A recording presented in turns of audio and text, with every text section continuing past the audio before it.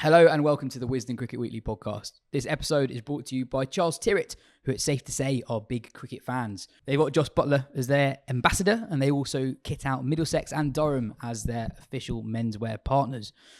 We've got a special code for our listeners throughout the month of June. You get 20% off at Charles Tyrwhitt using the code WisdenPod online or quoting in store. We've got loads to get through on this show. We'll talk a little bit about the England-New Zealand series. We've got an interview with Matt Parkinson where we hear all about his manic Test debut. We'll talk about the ODI World Cup Super League, Mithali Raj's retirement. We've got a chat with Charlie Dean ahead of the Charlotte Edwards Cup final, and there's much more as well. To get through that with me today is the managing editor of Wisden.com, Ben Gardner, and freelance cricket wordsmith Jim Wallace. Jim, good to have you back with us. On the Trent Bridge Test, England have announced their side for the second Test. It is unchanged, with Jack Leach having made a recovery from his concussion he suffered on the opening day at Lords, meaning that Matt Parkinson, his concussion replacement, misses out. I spoke to Parkinson a couple of days ago about his crazy debut, where he became England's first ever concussion substitute. Here is that chat. Matt Parkinson, England Test cricketer. How does that sound? It sounds a bit strange. Probably not really sunk in just yet. Obviously, this week's been a bit of a whirlwind. I was getting ready to have a nice Jubilee Thursday off. Was then going to play against Northants on Friday night and pretty much not resign myself to the fact that I probably won't play for him for a while. But it wasn't really on my radar, as I've said this week. It was very random, and I'm just very pleased that it went fairly well. And yeah, looking forward to this week now. So what communication did you have with anyone from England before Thursday? So you were told that you were a concussion reserve? Yeah, I was told I was a concussion reserve, but that was about 3 weeks ago. So when you're a concussion reserve, the chances are it's not going to happen, is it? Like, it's very, very random, very rare that would happen. And then I got a phone call from Keezy, must be 3.5 weeks ago now, maybe 4 weeks ago, saying not made the squad. You're a concussion replacement for Jack, and that I wasn't in the Holland squad as well. So yeah, to get that phone call wasn't a great phone call, obviously, but I was pretty happy playing for Lancashire. Good start to the season, and I'm loving my cricket for them this year. So when I saw Jack go down as badly as he did, I sort of had a half thought that I might get a call, but again, I wasn't sure whether they'd made a couple of other boys concussion subs, Bessie, Mo. I don't know what conversations they'd had with him and stuff, so I wasn't fully sure that I was going to get a call, but then I got a phone call at about 12 o'clock saying, can you come to Lords? So yeah, very, very fast sort of change up.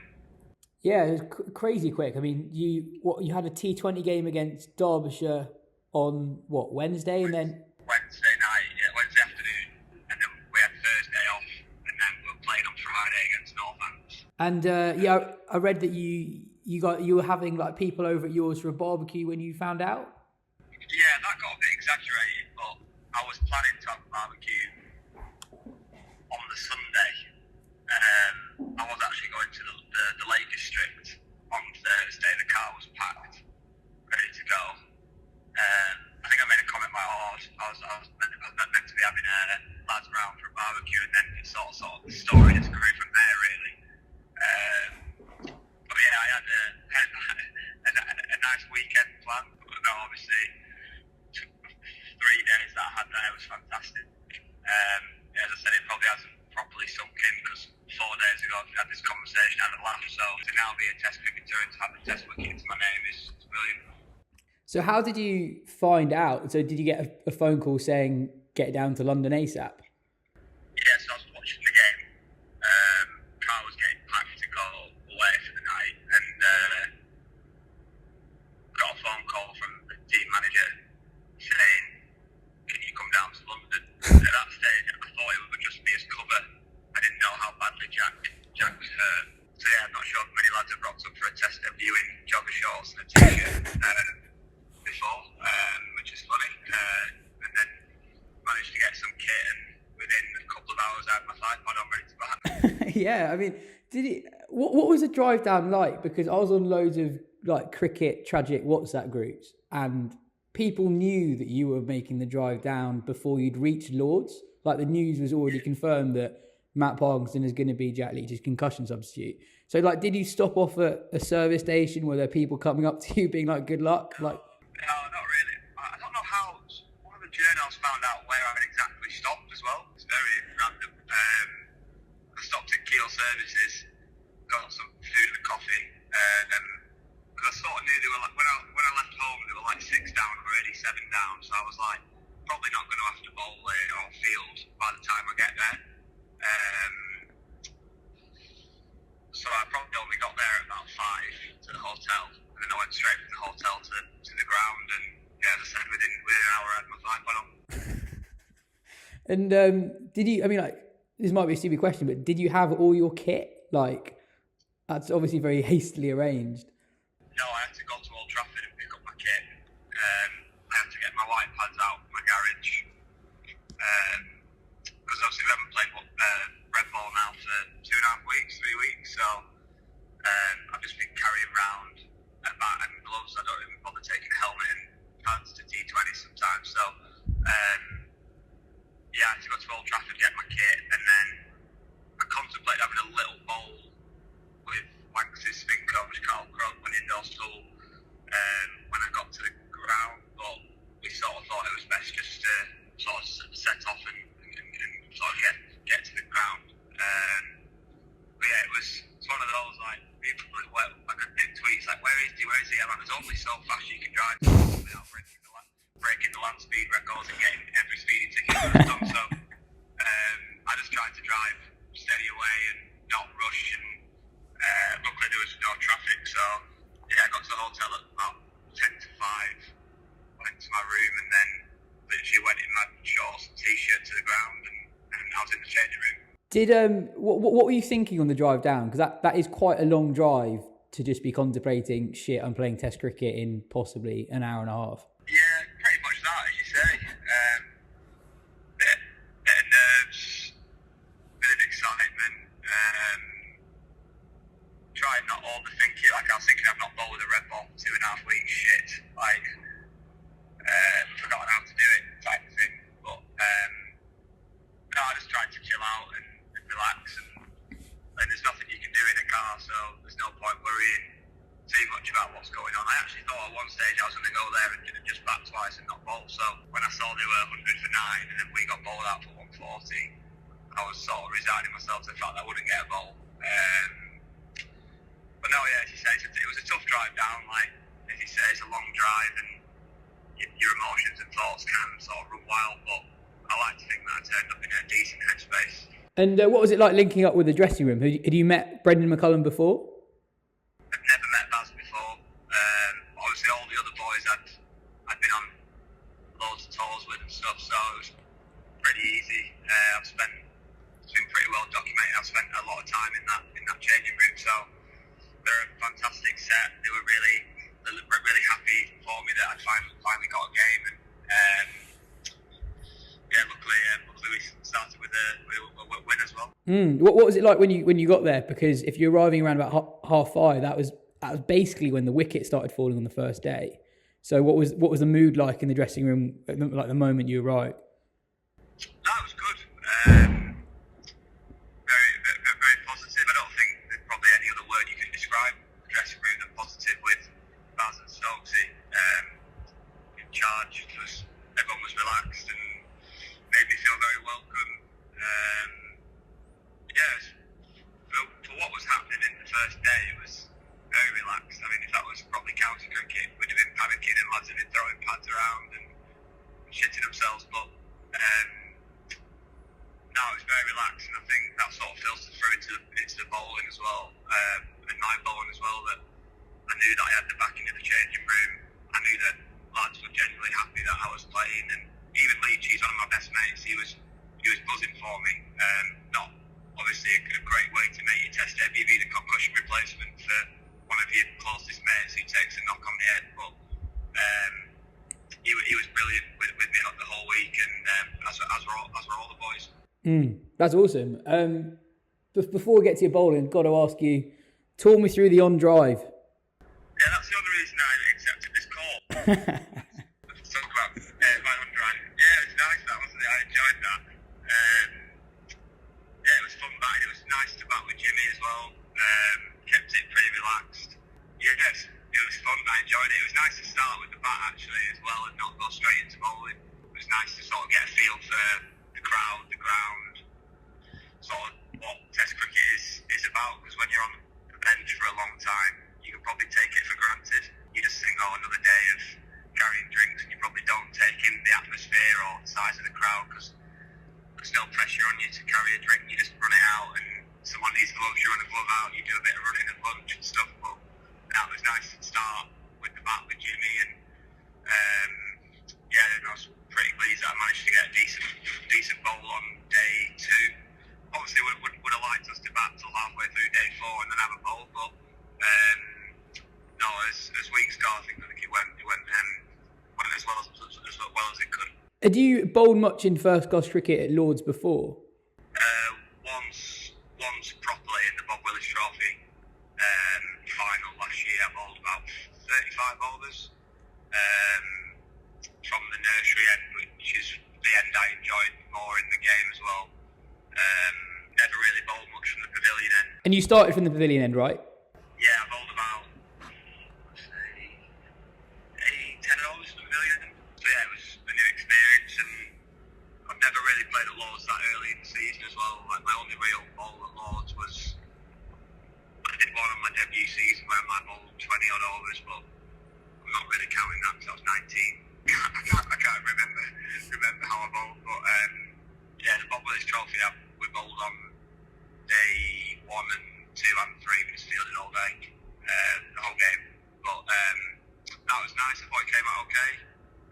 Obviously, would like to bowl better, but the preparation and the build-up and everything that went with it, if you'd have offered me one for 47 off 15 and a half, I'd have probably taken it. Yeah, I mean, what was it like bowling in a Lords Test match? As you say, it's not in early June. Lords isn't exactly a spinner's paradise, and you managed to keep the runs under control and create a few chances as well. Yeah, I thought it went okay. First couple of overs were a bit nervy, but now bowling to 2 set players on, when you say early June Lords pitch is quite difficult, and they did put me under pressure. I think they ran at 27% of the balls in my first spell. So yeah, to come out of it going at just over 3s, I was pretty pleased with. Got nice feedback from the lads. Jimmy spoke nice at the end of the game about me and Potsy, so sort of came off feeling fairly happy, not fully knowing how other people thought, and then to have sort of the feedback that I did a decent job was nice. It sort of rounded off sort of 3 days, I guess. From a New Zealand point of view, Colin de Grandhomme has been ruled out of the series through injury. He could be replaced by Henry Nicholls, who might be fit. The spin bowling all-rounder Michael Bracewell, who's yet to play Test cricket, could come in. He or a quit could also come in for Ajaz Patel, who only bowled 2 overs at Lords. Jim, what's your moment of the week? Because that's loosely related to New Zealand. Well, yeah, it is loosely.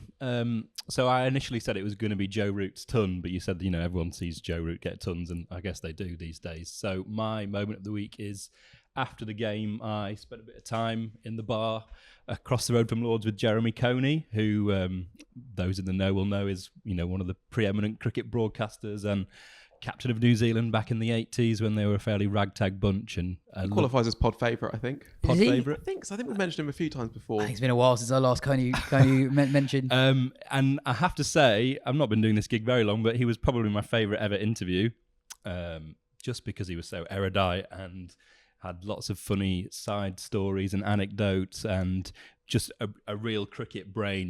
We talked about the Test match because that had finished a few hours earlier, and he had some quite strong opinions on Test cricket, batsmanship. What did he say?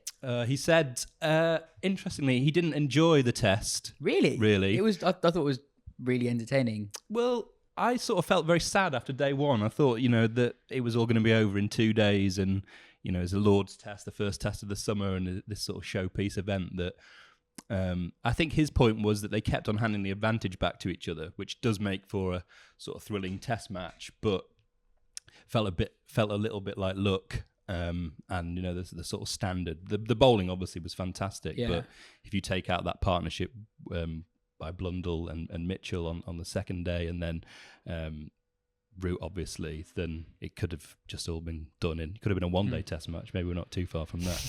But we spoke about all sorts of things about the amateur nature of New Zealand back when they came over to England in 1986, and they won for the first time. Richard Hadley getting 19 wickets, and they had to fly economy class. Didn't have any shirt sponsors, and they were coming up against relative superstars in Gower and Gatting, and both of them came back for the Oval Test. He really is one of the great commentators, isn't he? Yeah. You got to be careful though saying that he's your favourite person you've interviewed, because actually Chris Gale listens to this show. Oh, does he? You've obviously interviewed. Yeah. No, he was not my favourite interview, but an interesting interview, I suppose. But yeah, maybe it was because I did Coney straight after old Chris. Quite a contrast, yeah. Yeah, there was a bit of a contrast. But he was very... you could see that... Because obviously he's a nice guy and he's got a fairly sing-song voice, and that's all part of his charm. But you could see as a captain you would play for him. I was thinking that almost immediately. I was thinking this guy would get the best out of me. Maybe that he just sort of spoke to my personality, but he was saying you play hard, really hard.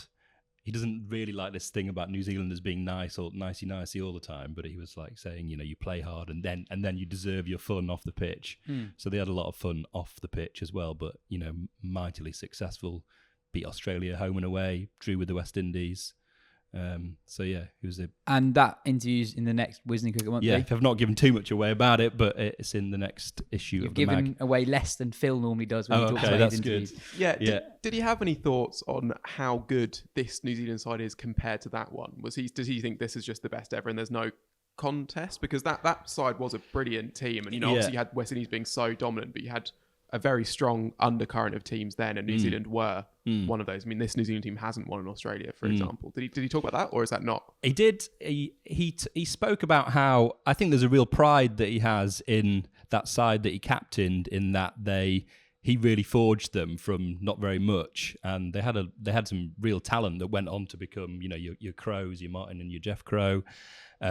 People like Ewan Chatfield, the sort of unsung heroes. There was that famous comment by, I think it was Gooch, who said playing against New Zealand is like playing against the World 11 from one end, which is Richard Hadley, and the Ilford second 11 from the other, which is the rest of their bowling attack. And then after they beat them, I think Coney said it was Hadley got Ilford second 11 shirts made up, and they all had photos in their Ilford second 11 shirts after the game. So he was very proud of.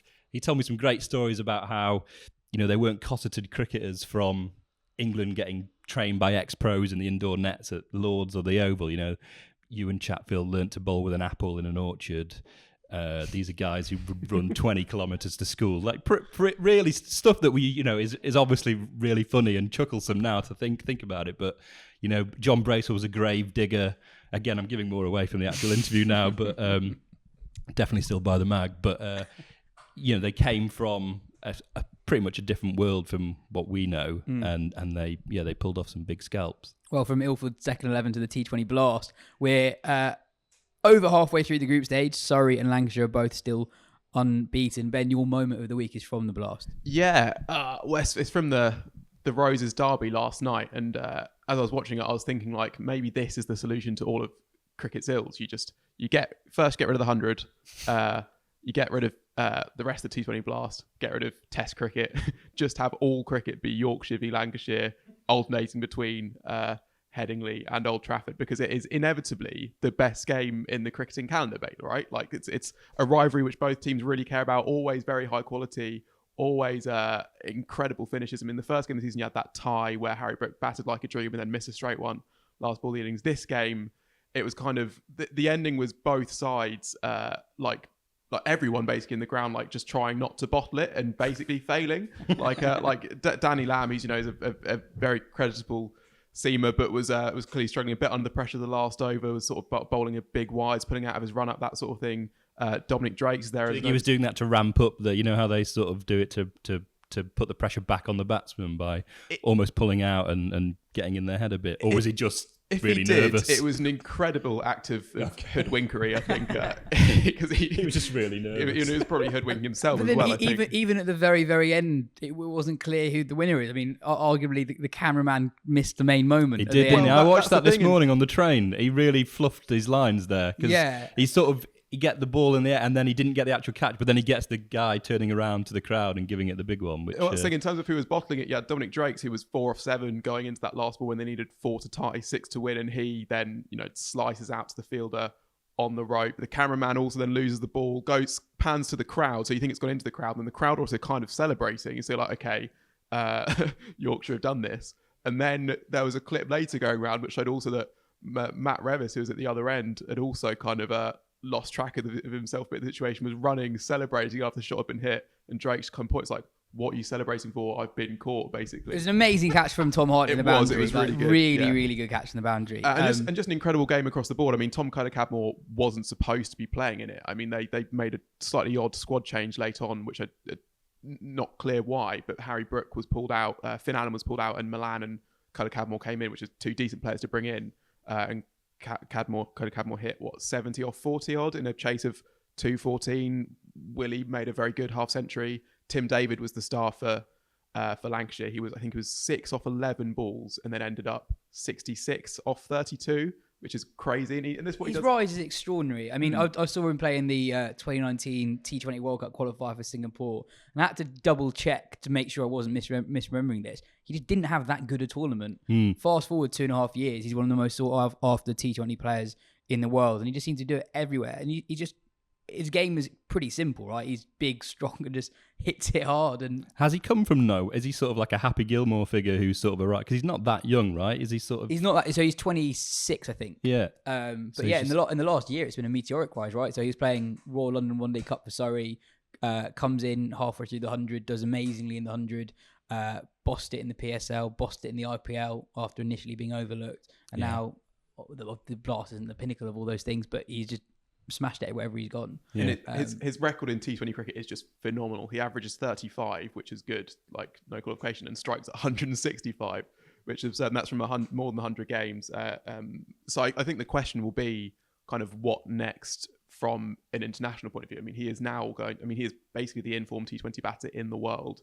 He will be sought after wherever he goes, and he is eligible to play for Australia. It would seem mad to me if they don't try and get him in to the T20 World Cup squad. I think it's a similar situation. I think Ben Jones put that on Twitter. It's like the Arch situation for England in 2019, where sure there might be some established players who have nose put out of joint by having been part of the group leading up to tournament or whatever, and sure Australia won it last time and have built a team that works, but this guy is just so good you just can't ignore him, I think. And I think that should happen, I think. And then you wonder where the limit is for him. I mean, it's not as if he's a 1 in every 3 games coming off type of player. He is doing it consistently, and then you wonder, can that be translated to the 50 over format possibly? And you've got another World Cup next year. I mean, it's going to be a massive and very interesting 12-18 months for Tim David. Absolutely. So Lancs, Birmingham, Northampton, Yorkshire are currently in the top 4 in the North Group. Surrey, Somerset, Essex and Gloucestershire in the top 4 in the South. There was a double tactical retirement in the rain-affected game between Birmingham and Notts. Carlos Brathwaite retired himself with an over to go for Birmingham when he saw that the leg spin of Calvin Harrison was being brought on. Brathwaite has a poor recent record against leg spin. And then Sam Patel was retired out with 1 ball to go in the run chase, with Notts needing 3 off the last ball. Sam Patel was at the non-striker's end, and Harrison, the quicker runner, was brought on for what was essentially just running. We talked about this a little bit when this happened in the IPL a couple of months ago when Ravichandran Ashwin did something similar. But 2 in the same game, I think, is unprecedented. Jim, do you have an opinion on tactical retirements? And if not, can you please confect one? Yeah, I'll come up with one on the spot. Well, neither of them worked, right? Neither of the retirements worked. So the guy that Brathwaite's came in for replacement... Patel only got 1 run, and Brathwaite's replacement didn't face a ball. Didn't face a ball. Yeah. But it didn't not work. Well, by my standard, they neither worked. I mean... And sorry, what was odd on the Harrison thing is they then didn't kind of keep running as long as they possibly could. No. Like they basically did that thing where you run and then go like, no, send them back when there could be a fumble, that sort of thing, which is especially odd when you've gone to all that effort. But yeah. Yeah. I guess So Jonathan Liew wrote something in The Guardian this week about it, and I tend to agree with what he said. He sort of sat on the fence a little bit, but he basically said that there's something elemental about cricket in the struggle of somewhat a batter at the crease.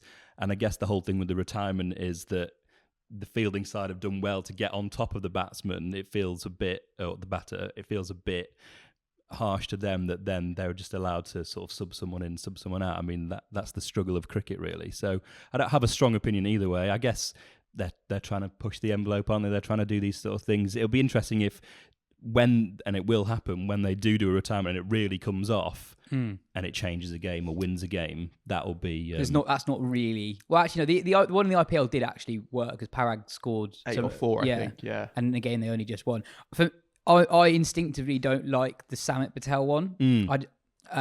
Did he? I've not seen it, but did he sort of? It feels a bit brutal that if the dugout is sort of saying we'll get him off because he's not fast, or did he sort of say? No, I think it came from the dugout. Okay. Yeah, and also part of one of the many reasons why I enjoy cricket is you have people who are not very good at something, just like having to do it. Yeah. Like tail end of the whole Nightwatchman. Yeah. Even yesterday, we were at the Oval watching Surrey versus Sussex. Sunil Narine is going at less than 5 and over in the T20 Blast at the moment, and watching him bowl against batters who just haven't faced mystery spin like that is entertaining to watch. Yeah. But I do like it as a tactical development, but I think there needs to be a punishment for the batting side. They can't. It's effectively a substitution at the moment. That happens late in an innings, and there isn't any consequence for you making that decision. Really, when that's happened so far, I would like to see a consequence. So basically sacrificing a ball. So it is a dot ball when you retire someone out. I think I'd like to see that. Yeah. I think my feeling is that I find it interesting, and I like thinking when watching a game, could they retire someone here? Is there a possible matchup in the dugout that could happen? And I think that is an interesting thing, and having things that are interesting in a sport is good. And then it's not like it's not where at the moment there aren't loads of them, and I don't think we are headed for a situation where there's something that is happening every game. I think it will remain quite a rare thing, and so if you add something else that discourages things, I think you will basically end up just killing it altogether. I think, which, I mean, I find it hard to get worked up about it in the way that some people go on, get worked up. I'm surprised you're normally the person who gets worked up by the things that no one else in the world has yet realised. Yeah, I mean, I guess it's one of those things where, like, I mean, there's definitely no ethical concern or spirit of cricket thing or whatever in this situation, and it just depends. It's a very small tweak around what you want cricket to be and to look like, and I think that you can look at T20 cricket in two ways. You can look at it as that elemental thing of batter versus bowler, and you don't want that to be diluted, and in that instance, you would want to remove retired outs from it, or you can look at it as this kind of almost like this question of like, how can teams best maximize their resources in terms of balls and wickets remaining, and this is another thing that allows them to do that. And I suppose the cost in terms of retiring a batter towards the end, the cost is actually felt earlier on, if that makes sense. Like, it's you allow yourself to do that by preserving wickets earlier on. Like, if you're 7 down going into the last over, you're unlikely to retire somewhere. Whereas if you're 4 down or 3 down, that's what gives you the opportunity to do. But that comes with a cost earlier on, or it should do. So I guess that would be and so it's different ways to maximize the runs you can score with what you have available to you. And that's what I find most about T20 cricket, is teams finding every possible way to do that. And that's why I am broadly in favour of them. But I guess with these things, it's like so it's at this stage now, where will it then become? Take someone like the aforementioned Chris Gale. Would this sort of thing extend his career by years and years because he's just allowed to be a sort of substitute figure who doesn't have to do a lot? They have to field, obviously, and play the rest of the game or whatever. But I can't remember who it was. Somebody made the point when we talked about this last time that this is actually going to happen pretty rarely. There are fairly few matching situations where it is worth sacrificing a batter to have someone on the bench. Who you picked in the first 11. I think it's one of those where you might see it more at the death, but I think other than that, not particular really. Skills as well. So this is a weird sort of reference, but Callum Giles used to play hockey for England in the 90s, I think at the Atlanta Olympics, and he used to be a penalty corner specialist. So he didn't really play the games. Obviously, they just had a rule where you had rolling subs, but he was amazing at penalty corners, sort of either taking them or I think maybe the guy that hits them, and he barely used to play. He just used to come on and ping it in the goal and then trot off again. I'm just thinking about a point where this could get to, where you get these cricketers who are just amazing at smacking off spinners down the ground for 6, but don't do a lot else. I think one thing which has basically held throughout all of T20 cricket is that a batter who is set is almost always preferable to a batter who is not set, basically. That we were talking about Tim David in the innings last night, and the acceleration was incredible, but he was 6 of 11, so you wouldn't have wanted to retire for him even with 2 or 3 overs to go, knowing if and that's also something that I think will make it rarer. And then that's added, I think, when you get, if you want to bring someone in for the last ball of the game, say, to hit a 6, there is also absolutely loads of pressure on that player. I mean, you think of, using a hockey example, using football example, like Mark Noble being subbed on for a penalty, or the Euros final with those players who got subbed on the last minute. I mean, that seems to rarely end well, that kind of thinking. So as I say, I think it will be quite rare, and that's why I'm not hugely fussed about discouraging it as well. I think, but I guess you don't want the last over drama is good, but you don't want it to be drawn out and having, like, especially if you get a situation where you've got loads of wickets in hand, you want the fast person at the non-striker's end at all times. So you're retiring someone out to get a fast non-striker on, then they manage to run a single, but that person is a tail ender, so then you're retiring them out to bring in a hard hitter. So as I said, I don't think it's actually going to happen that regularly. But just to flip, you probably want to move on, but just to flip around on you, you're a bowler. If you have tied a batsman down for an over or whatever, that you've put the effort into doing that. From a personal perspective, you'd be livid if. Oh yeah. You'd be absolutely fuming if you. So I'm just thinking about it. It feels a little bit like you're punishing someone for doing something good, which sits a little bit uncomfortably. Yeah. But I think last time when we talked about tactical retirements in the pod, I think I finished the discussion by saying hopefully we'll never have to talk about that again. More generally, how have we liked the tournament so far? The games come so thick and fast. The crowds have been up and down. More empty seats than you'd expect at some games. Obviously not taking place during the school holiday. I've felt that the 2 teams that are unbeaten, Surrey and Lancashire, they are so good. They are so good. Both teams, I think, would do pretty well in the IPL. These players just need to be on TV. Is there anywhere in the world that has cricket this good not being televised? Somerset as well have fielding sides occasionally where you have 10 players, you have 100 contracts. Why is that in the 100, every game is broadcast? But for the T20 Blast, when you have teams that are either at similar or in some cases maybe even better quality, not being televised. Obviously, the average standard of the Blast is lower than that of the 100, but you do have situations where some teams are just better and much better than the norm. And I think it's odd that they're being hidden on YouTube, some of them. I don't have an obvious solution. I'm not saying only broadcast every Lancashire game and nothing else. I'm not saying that, and I don't know how you get around it. But I think my starting point is it is bad that these players are not on TV.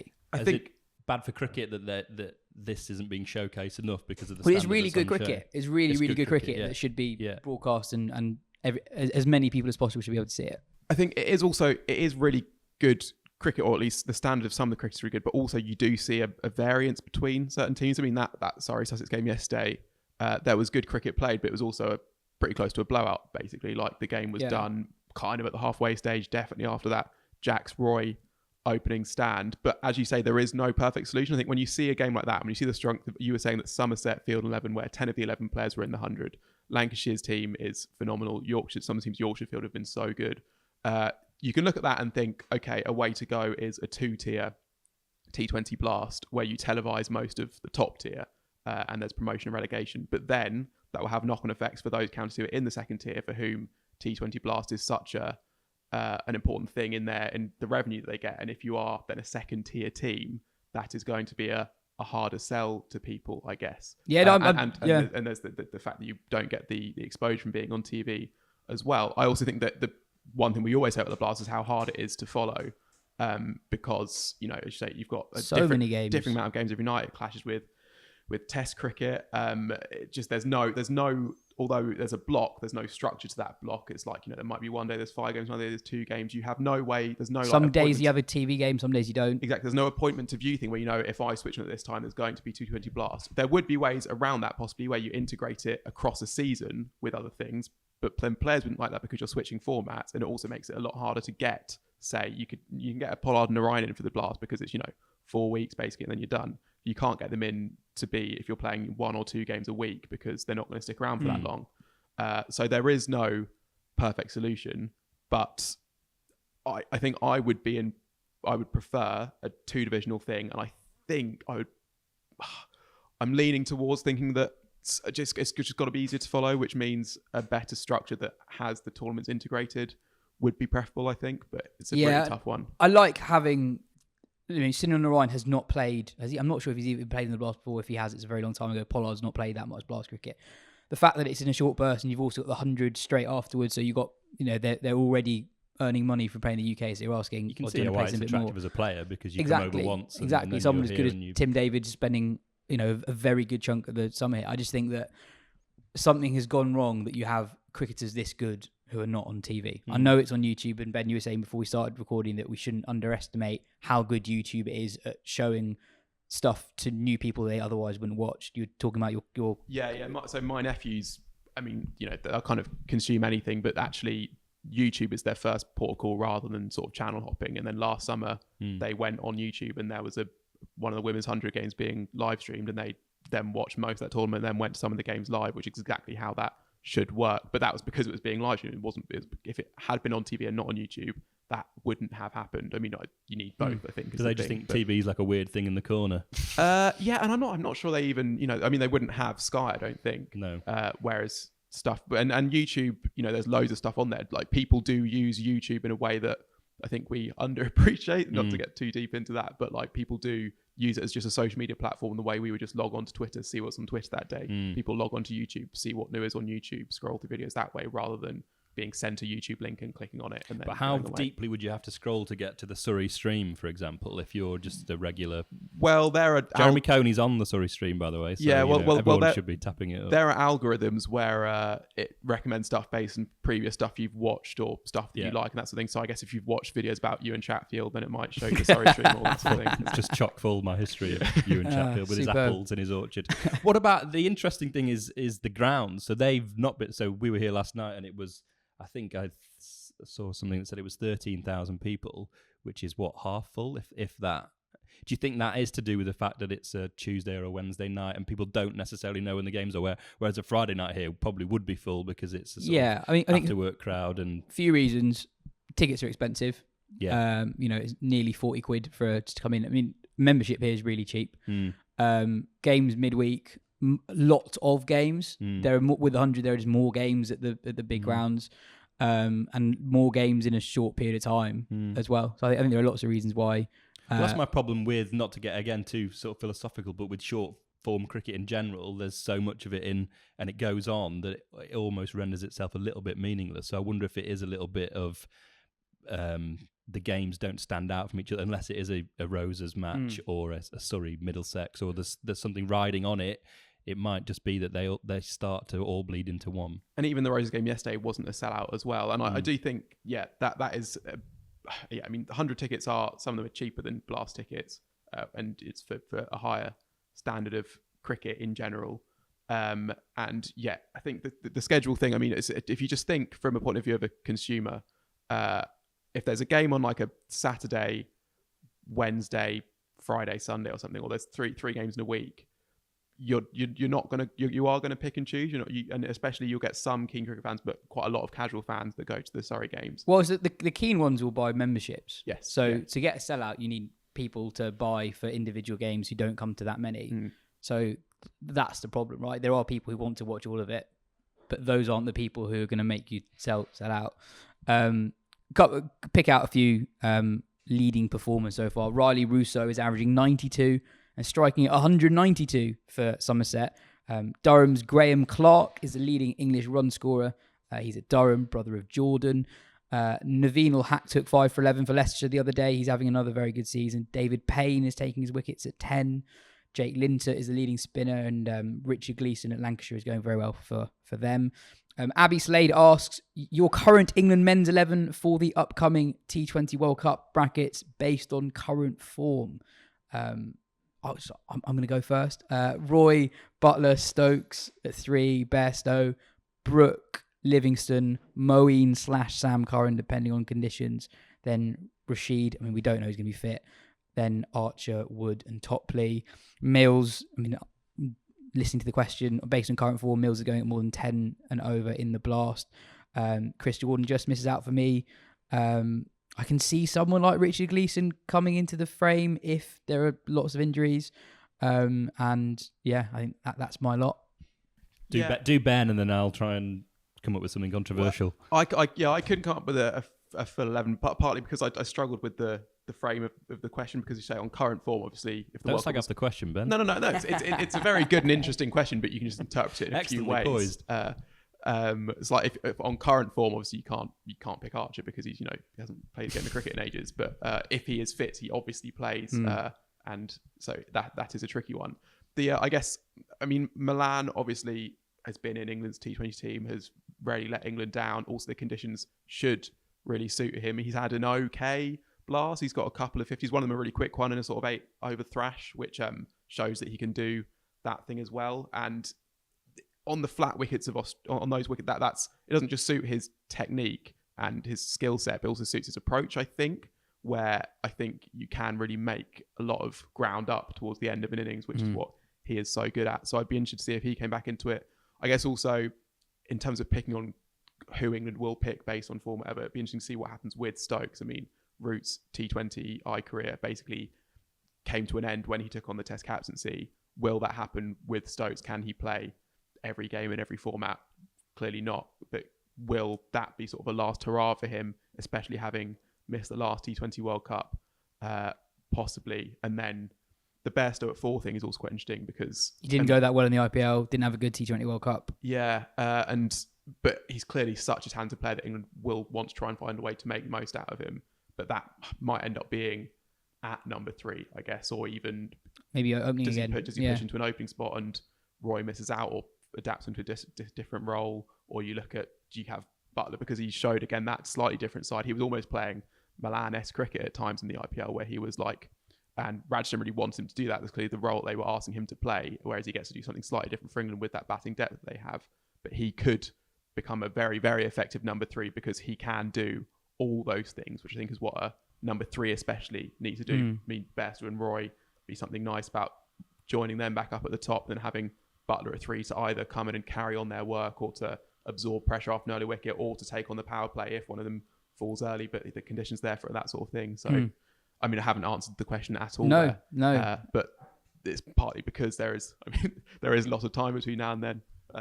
And it's going to be very tough to tell. But the Jordan thing, sorry, can we say one thing on him? Yeah, you made a really interesting point before we started recording. Yeah, which is that he obviously, and he got some stick at the end of the T20 World Cup for his death bowling, which I felt was fair, but he also had a very good tournament with the ball. Aside from that, he's basically just become a different bowler. And I think that he offers so much to the group apart from that. I mean, he is a good batter, especially with the depth England have. He's probably a bit high at number 7, but at number 8 is a great option to have. And they love him around the group. He's a good mentor to that bowling team. He has seen so much. He's so experienced, and he's a brilliant fielder. That almost, if he's at the team as like a sort of a bowler who fills in the rest of the attack, as in he can, you don't want him as your lead death bowler, but if he has to bowl 1 over, possibly you can get away with that. And also as an opening bowler and a bowler through the middle, he was really good at taking wickets in that sort of 7 to 12 over period. That could be a role that he actually fills really well. I mean, England have a few more options there, but I can see how Jordan becomes one of the better ones. Absolutely. Still looked good last night. It was still rapid. Yeah, he's had a good blast, yeah. Matthew asked, does Jake Lintert make the squad? Probably not, because England have typically not picked that many spinners in their squad, but he's had 3 consecutively good blasts. He had a really good 100. He's played in the Caribbean Premier League, the Bangladesh Premier League. I mean, has he done the Big Bash? He's not. No, he's got. I think his career economy rate is either just below 7 or about 7. So he's doing very, very well. So I can see him debuting soon if they want to have a look at someone. Matt Parkinson's already played a few games. England kind of, obviously, ideally Parkinson would have played more, but I can see England wanting to see Lintert play at some point this summer. Moving on, Ben, it's been a massive few days for the ODI World Cup Super League. But genuinely, do you want to fill us in what the cricket happening at the moment between Afghanistan, Zimbabwe, Pakistan and West Indies is so important? Yeah, well, it's an odd tournament, the Super League. We talked about it before, but it's probably worth a bit of a recap where so there's 13 teams in it, the full members plus the Netherlands because of their Cricket World Cup League performance in the last cycle. Each of them plays 8 series, 4 at home and 4 away. So each team doesn't play 4 of the other teams. So it's a bit odd from that point of view. But basically, the top 7 teams plus India, so basically the top 8 teams will qualify automatically for the World Cup. And the next 5 will go to the Cricket World Cup qualifying event. And the reason why it's interesting is because Bangladesh have basically confirmed qualification. They've won 12 of 18. So that should be enough. And they'll need 1 from the next 6. They've got toughish fixtures, but they should be fine. But more interesting, Afghanistan are very, very close to securing that qualification as well. They are on track at the moment playing Zimbabwe in the 3rd ODI, world map 135. So they should be 10 wins from 12, which is, again, very close to being qualified. They've had an easier fixture list, although they've done very well to clean up the games in that. They haven't, we'll get on to some other teams later who haven't managed to do that. But so they have a few more series and they'll need 1 or 2 more wins from those, and then they will be qualified automatically as well, which means that 2 of the big teams that you would expect to see at every World Cup will be going into that qualifying event. And as we saw from the last tournament, which was one of the best cricket tournaments there's ever been, basically, there are no guarantees. West Indies very nearly missed out on qualification. Afghanistan very nearly missed out on qualification. You almost had Scotland sort of making a run for it. Ireland came close as well. So the teams that are in danger most are probably West Indies and Sri Lanka. Which is on West Indies, which is they're currently playing Pakistan, and they lost a very close game yesterday. Yes. That series is huge because West Indies have played 6 of their 8 series. They're currently playing their 7th. So realistically, they need probably at least 2 wins to have a chance in their remaining 5 games now because they lost that game against Pakistan. 3, so they've got to win either a series against Pakistan away or New Zealand at home, which is in August, which is absolutely huge. Because New Zealand, so they have not played very many games. They've won 6 from 6. So they've got another 18 games left to play, and they need to win probably like 5 or 6. 5 or 6 of those. So they should be okay, but they've got work to do just because they haven't done much work so far. South Africa, another team who could potentially be in trouble because they drew a series away to Ireland last year and lost at home to Bangladesh. Sri Lanka have also not had a great time, but there's another, what was the other really big series between Sri Lanka and Bangladesh? So Bangladesh are almost home dry, but if they were to lose 3-0 to Sri Lanka, it becomes more of a question again. But yeah, so it's been fascinating, but the issue that we've been discussing is that, I mean, even we have had to work quite hard to figure out whether or not it is fascinating.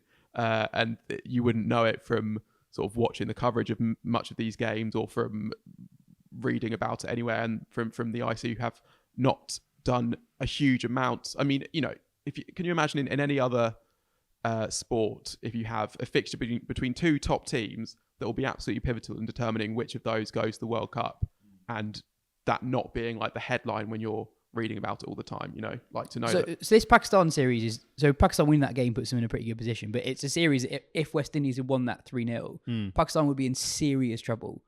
And this is probably not going to happen because Ireland have got 6 wins from 18, but so Bangladesh and Afghanistan, maybe 9th, 10th team in the world in a lot of people's eyes, had another one of those teams who you don't associate with qualifying for every World Cup, but they'd been doing really well.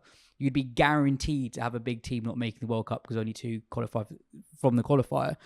And there's just no attention, like, other than Ben on this podcast. No one's talking about it, really. I mean, there are a few journalists who are very good at covering it, but it is only a few. The broadcast, the IPL... Do you think it needs the story of someone not qualifying in order to get the cut through? And I mean, it could well be that, Sri Lanka and West Indies, South Africa all qualify for the World Cup because they qualify through the qualifier. But, the IPL gets a lot of stick for how much it promotes itself when it's going on. The Premier League also just bangs on about how good the Premier League is. You need broadcasters saying all the time, like reminding viewers all the time, this is an absolutely huge game for West Indies' chances of qualifying to the World Cup. And that's not really happening. It's mentioned as an afterthought, but this is the whole point of these bilateral games. It's the tournament has given all these series context. Who would be the biggest shock? Would it be if you say Pakistan might not qualify and West Indies might not qualify? Pakistan should be fine. But West Indies are in real danger. West Indies, Sri Lanka and South Africa are in real danger of be in the qualifier, and they would still be favourites to qualify for the World Cup. But West Indies were the lack of DRS away from potentially not qualifying last time. But South Africa, I think, will be the ones kicking themselves the most, because when you look through their team, I mean, it's actually really good. Yeah, and especially they've had this. I don't really understand how they've got themselves into the position, because they have players who have started astonishingly to their ODI careers, like Razi Bandadussen and Janneman Milan were both averaging like over 70. This Pointman de Kock was like the like statistically like the worst member of that top five, and it's like, how have you managed to draw? Well, they beat India in an ODI series that wasn't part of this ODI Super League recently.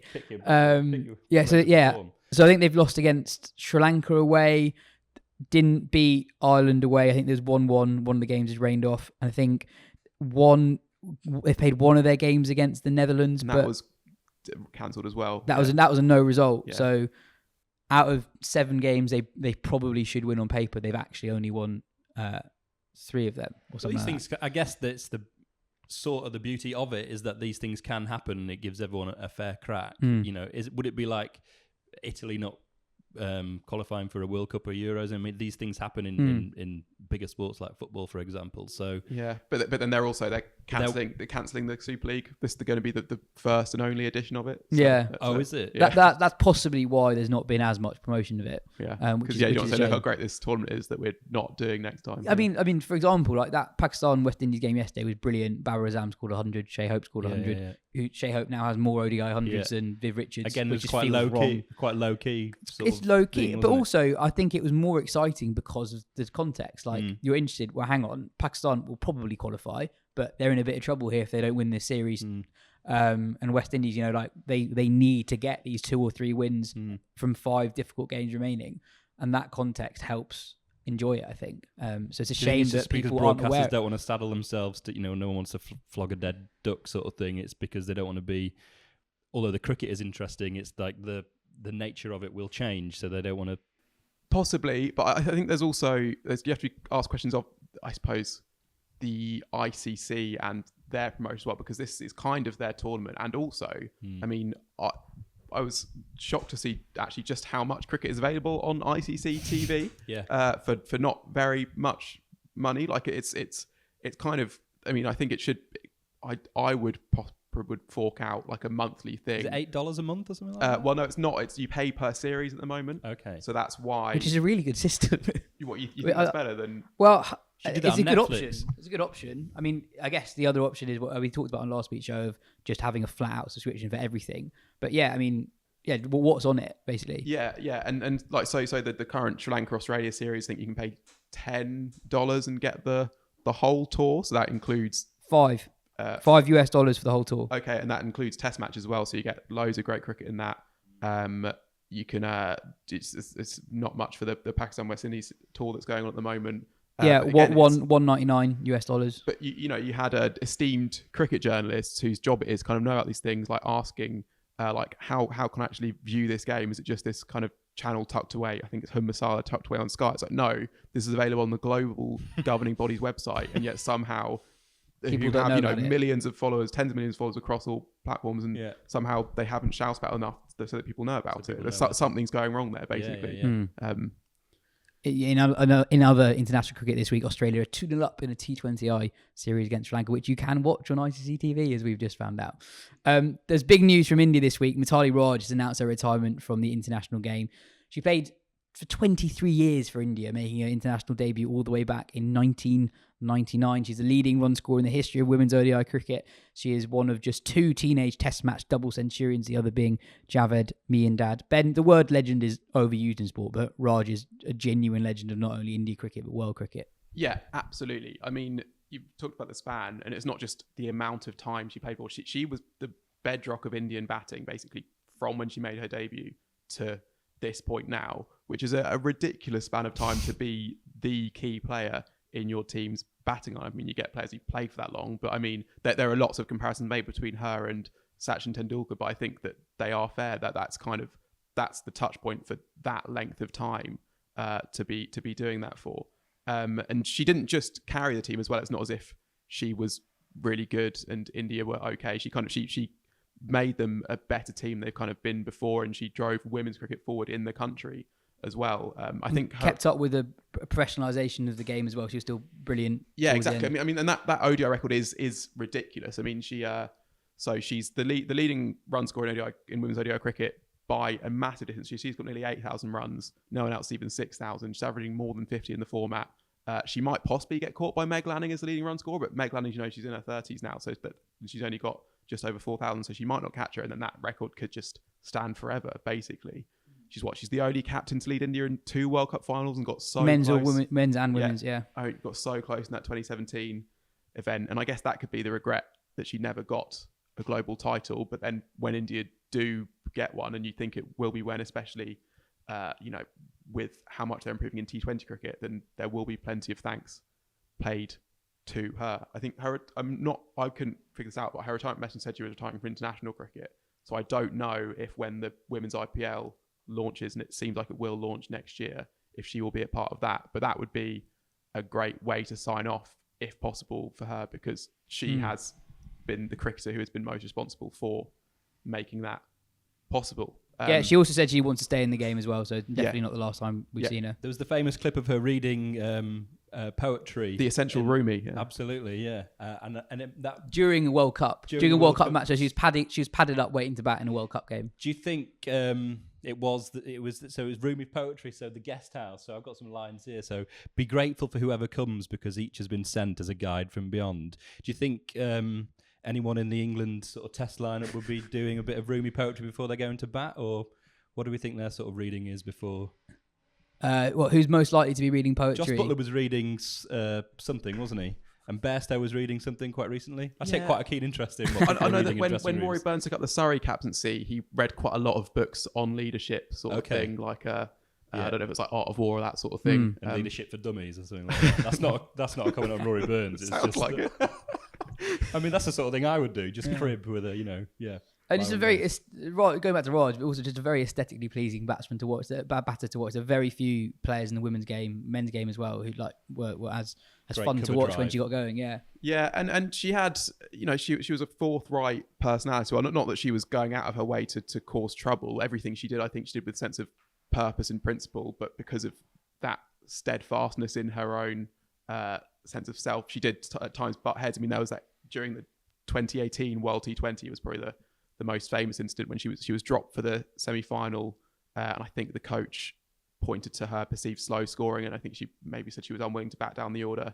And then Mithali Raj, so it was leaked an email that she'd written to the coach and to Deanna Adulji at the BCI, which was very eloquent and very scathing of the two of them. This is good goss. I've not heard of this. So someone leaked, so she sent it saying, I'm not batting lower than 3 or whatever. No. So this was after the tournament. This was sort of like I felt the treatment was bad. That's not quoting. That's just the general tone of the thing. But it's well worth reading because it gives an insight into sort of Raj's thinking, I think.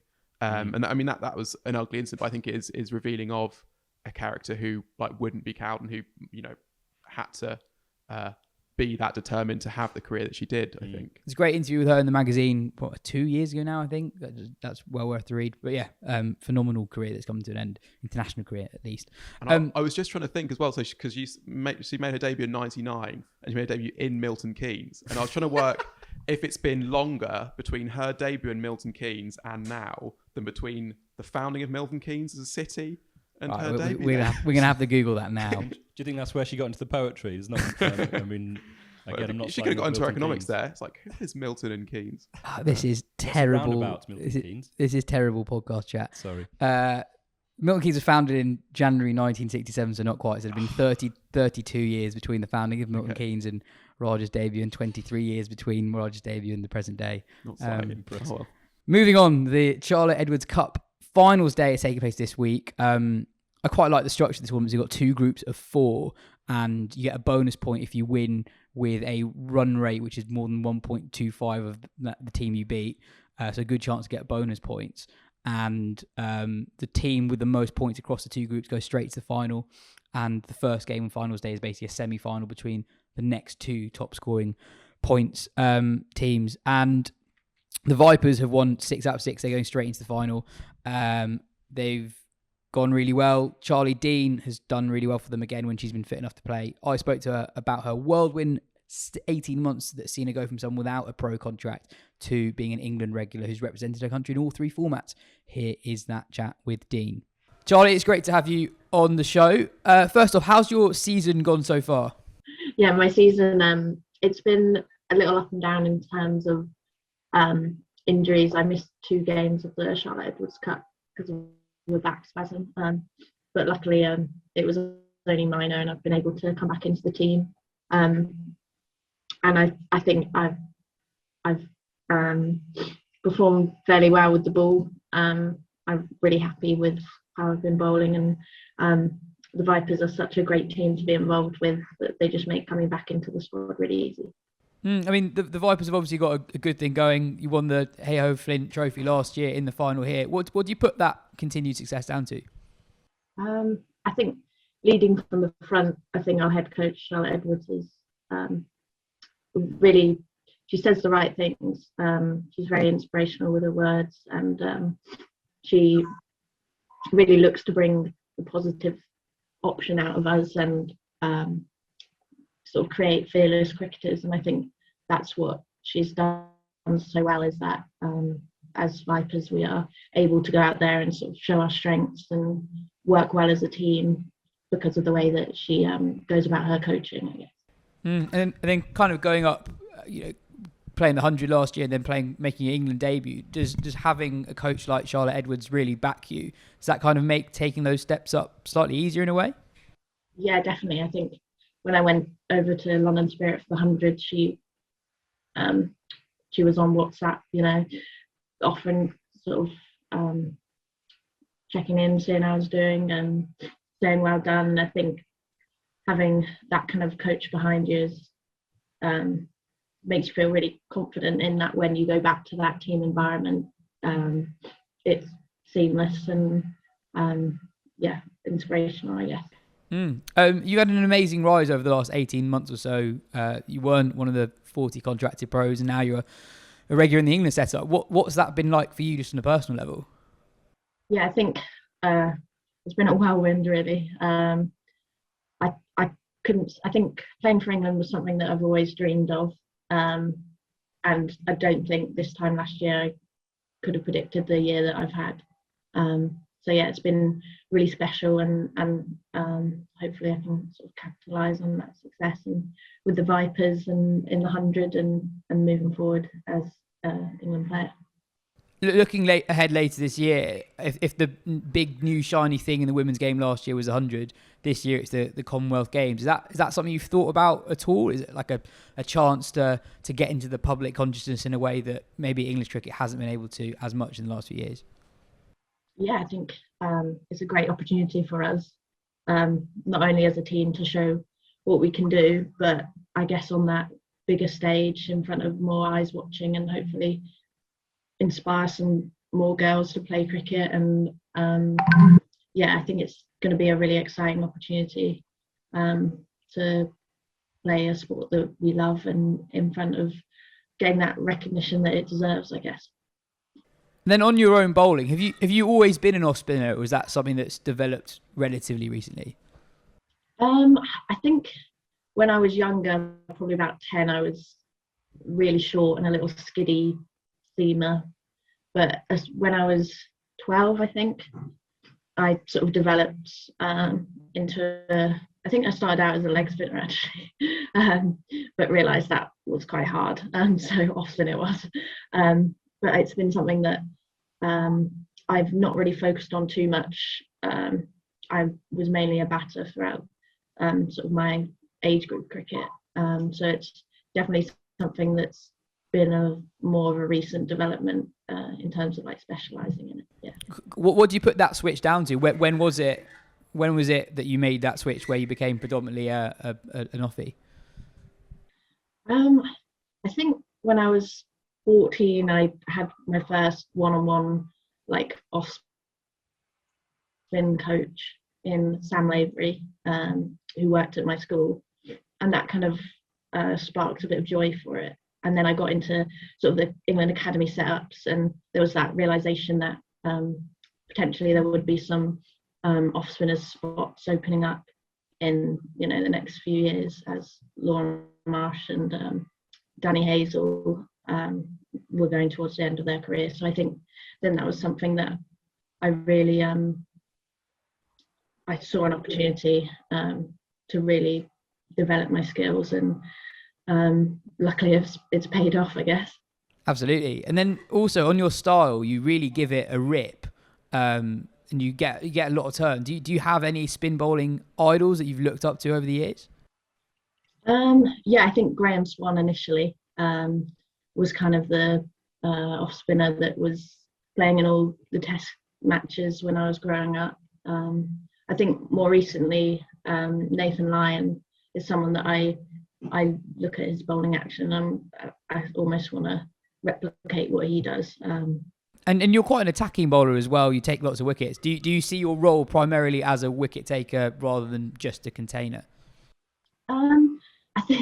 I think initially I want to create as many dots as possible, and I think then that's when the wickets do come. I think because as an off spinner, a lot of batters can kind of underestimate you, especially right-handers, as you know, you pose less threat turning the ball into the pads. And I think I've probably capitalised on people potentially being a bit more attacking towards me as a newer player, and ended up picking up some wickets. But yeah, I think as a bowler, whenever you get a wicket, that's something that you're always looking to do. And I think I'd want to be known as that kind of attacking off spinner as opposed to going for a defensive option. Yeah. Nice one. Well, best of luck in the final on the weekend, and best of luck with the rest of the season as well. Thank you very much. A bit of nonsense to cover from elsewhere. In the Ranji Trophy, Bengal became the first-class team to have 9 people score half centuries in the same innings. They only used 9 batters as they piled on 773 for 7 in their first innings. And in a Sri Lankan domestic T20 game, there was a tied 6-over game that saw both teams score 30 for 9. So there were 18 wickets that fell across the 72 balls that were bowled in the game. That game was between Gaul CC and Kalutara Town Club.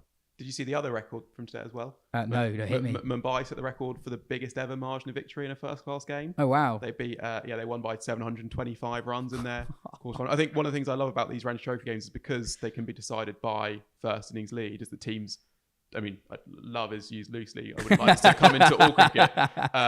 But teams have often very little incentive to not bat again and pile on loads more runs. So Mumbai made 647, bowled out Uttarakhand, I think, for 114, and then batted again and put up 261 and then bowled them out for 69. So that was a reasonably one-sided game of cricket. Imagine coming out to bat and you need 795 to win. Yeah, feel for them. Jim, you recently produced the Nightwatchman Podcast. What is it? What was it?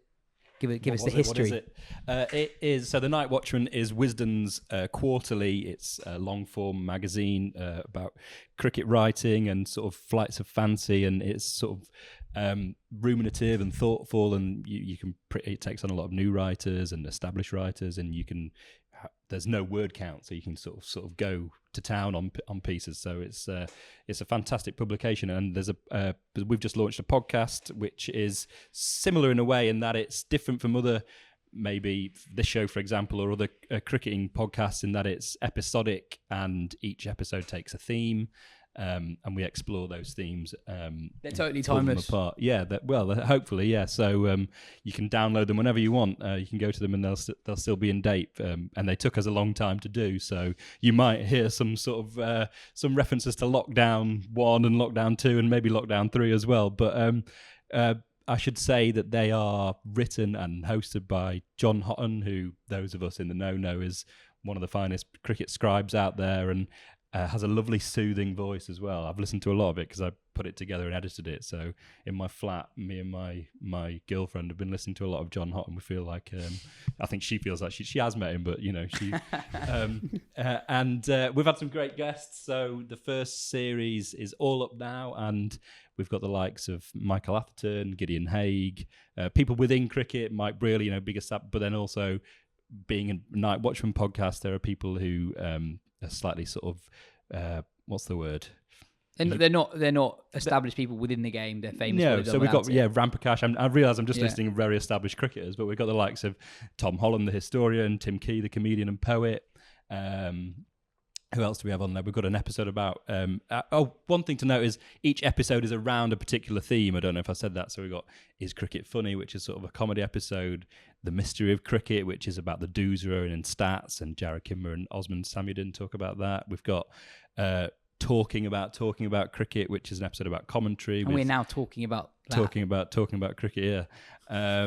With Dan Norcross and Izzy Westbury. So, yeah, there's some really great guests. And it was... a lot of fun to do, and we're just this afternoon going to meet about doing a series 2 too. Brilliant. Here's a snippet of Tim Key reading a poem about Mark Ramprakash that's from the Nightwatchman podcast. Thank you. So this is called Ramps. This is a poem where I guess lockdown meets, well, ramps. Some new rules came in on the wages side of things. Now companies would pay 1/4 of your pay, the government would stump up 1/4, and Mark Ramprakash would make up the rest. Ramps phoned up his agent immediately. Why am I paying half of everyone's wages over here? He was basically having a meltdown. This doesn't make any sense. How am I going to afford this even? Damn it. Why is it down to me suddenly? His agent was as calm as always. We're on to it, Mark. We think it's a mistake. Just stay calm, mate. We're going to send some emails. Ramps was whacking the phone against his cricket helmet. We're pretty sure they're going to row back from this, his agent went on. Ramps was sat on his kit bag now, his mouth twisted with the stress of it all, sweat pouring onto his tap shoes. To finish the show, we've got a question from Darren. He asked, if you could take 5 wickets every time you play, but every game you play in, you lose, would you take it? Jim? I mean, my bowling days are very much... so I probably would do, yeah, because that would be such a sort of strange thing to happen. I don't know. What's the old thing they say about cricket being an individual sport, a team sport played by individuals?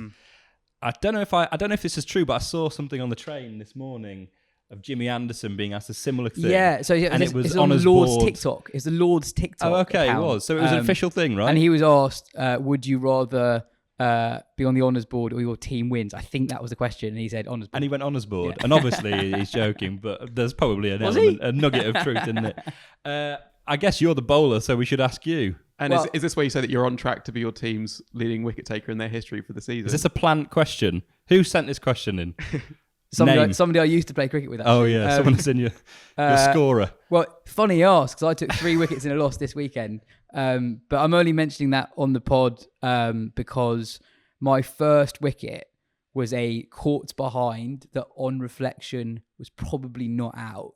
But the batsman came up to me later in the day. It turns out he listens to the pod. So Hampton Hill Cricket Club's Harry, I'm sorry. And he walked. He didn't walk. No, He was the umpire overawed gave it. by your celebrity that he walked away from the umpire crease. gave it out. I appealed, okay. and the umpire gave it out. But you knew it wasn't out. I didn't know it wasn't out. Yeah. I heard a sound and went up. Yeah. Could have been anything. Yeah. Could have been anything. And I don't bowl with my glasses on as well, so I can't really see. I do think that with this question, there must be a certain amount of monkey's paw effect. I mean, firstly, if you went into every game, it's fine to go into a game. Monkey's paw. Yes, well, yeah, but so just explain what a monkey's paw is. well, I'll come to it. But I think first of all, This is supposed to be the fun question at the end that we just answer quickly and then end the show. Fun, I think. If you go, it ruins monkey's paw. It ruins the fun of a game if you go into it knowing you're going to lose and knowing you're going to take 5 wickets. Like everyone loves not knowing if they're amazing. We're getting back onto retirement chat, aren't we? We're getting back into this sort of... But also, I think the monkey's paw thing would be, your wickets would all be sort of like caught in the deep in the last over when they've already racked up 350 or whatever, and then obviously you lose by loads. So I think you'd have to not tempt fate and go with... Got to go for the win. You much prefer your team to win. To Absolutely. bring it back, I mean, because I don't bowl, so I might as well talk about myself batting.